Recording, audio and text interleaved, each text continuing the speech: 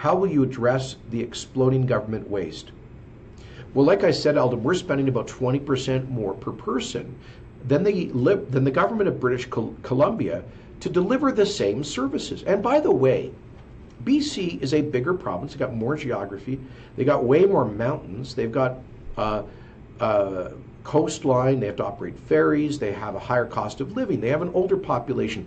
They have a larger immigrant population, people who often require settlement services. They should be a more expensive government, and yet they are delivering services to that bigger province at 20% less per person. So Alden, you're absolutely right. There is enormous waste. By the way, I mentioned, I don't know if some of you guys saw this story about the, I think, we haven't already, I'd like to ask our volunteers to post it to my Facebook page at some point. But it's about this guy down in Toronto.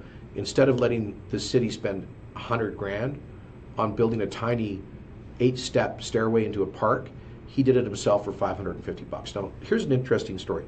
When I was the federal immigration minister, back about 2010, I think, we had a couple of summer interns joining us, and we needed some additional office space.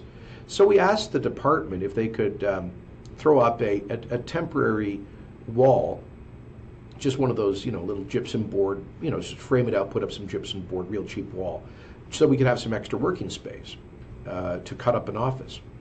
And the bureaucracy came back to us and said, first they sent up like 4 different people. They were doing these assessments and measuring things and filling out reports in both official languages that went up through 12 levels of bureaucracy.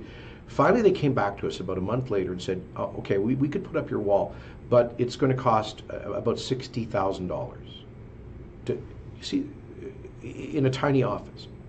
And one of my personal political staffers, a very practical guy, came to me and said, Minister, I do a lot of this kind of, it's my hobby, a little bit of light construction stuff and carpentry.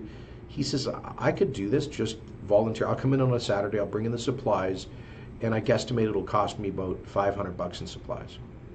So the department said, no, that would be illegal. It would violate all sorts of rules and union rules. They either wanted us to spend $60,000 for a $500 job or not do it at all. So of course we didn't do it. Anyway, that's your point about waste.